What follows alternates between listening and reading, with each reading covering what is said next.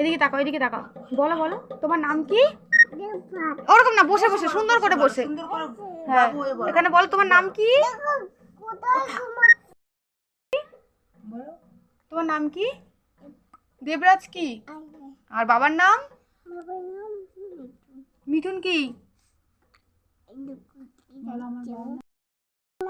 মিঠুন। আর তোমার দাদার নাম কি? মেঘরাজ কি? আর দাদুর নাম? আর ঠাকুর নাম? নমিতা।